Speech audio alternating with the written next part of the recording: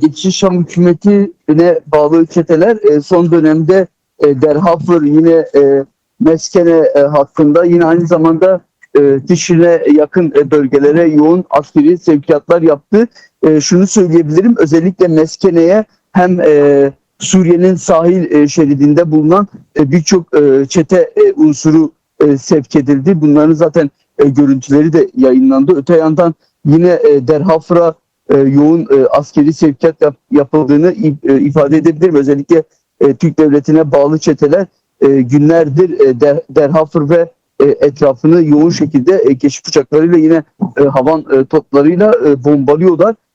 Şu anda bile özellikle keşif uçaklarının bu bölgede uçtuğunu ifade edebilirim. Özellikle yine Türk Devleti'ne bağlı SİHA'lar bu bölgede 24 saat aralıksız dolaşmaya devam ediyor. Yine şunu ifade edeyim, Derhafır hattında dün yoğun saldırılar gerçekleştirildi. Sabah saatlerinden itibaren yaklaşık 12 saldırı gerçekleştirildi Derhafır bölgesine. Yine en son gerçekleşen saldırılarda şeker fabrikası ve bir sivil yurttaşın evi hedef alındı.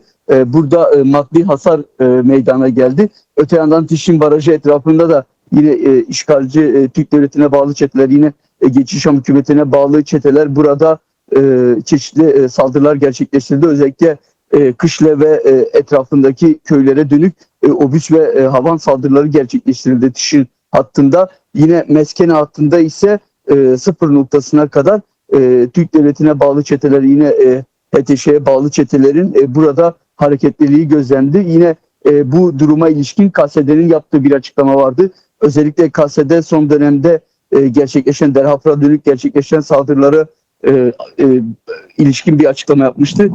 Bu çete hareketliliğinin gözlemlendiğini ifade etmişti ve bunun aynı zamanda sivil yurttaşların yaşamlarına dönük bir saldırı tehdidi olarak ifade etmişti, ele alınmıştı. Öte yandan yine Türk Devleti'ne bağlı SİHA'ların yoğun şekilde bu bölgede keşif uçuşu gerçekleştirdiğini ifade etmişti açıklamalarında.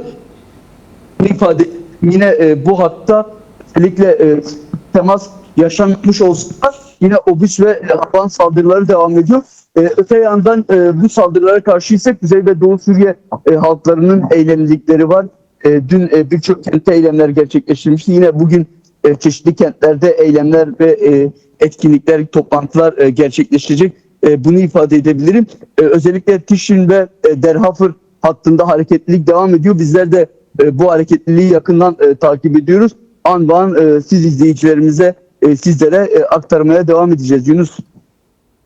Zana, şunu da sormak istiyorum sana. Bir sevkiyat olduğu söyleniyordu. Bu sevkiyat sona mı erdi yoksa devam ediyor mu? Hala sınır hattında böyle bir hareketlilik görülüyor mu?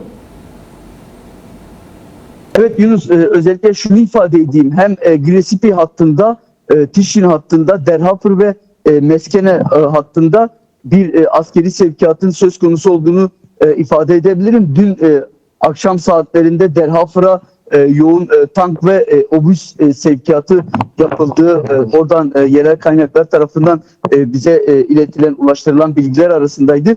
Yine Meskene hattına sevkiyat vardı. Dün akşam saatlerinde özellikle Şam'ın kırsal bölgelerinden yine özellikle Latkiye ve Tartus'tan çete unsurlarının, çete gruplarının Meskene hattına bir sevkiyatının olduğunu ifade edebilirim.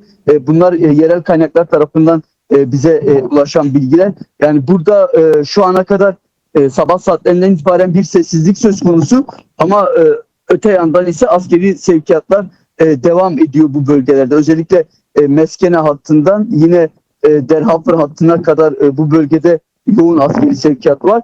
Gresipi hattında ise Aynisa'nın etrafına dönük askeri sevkiyat olduğunu söyleyebilirim.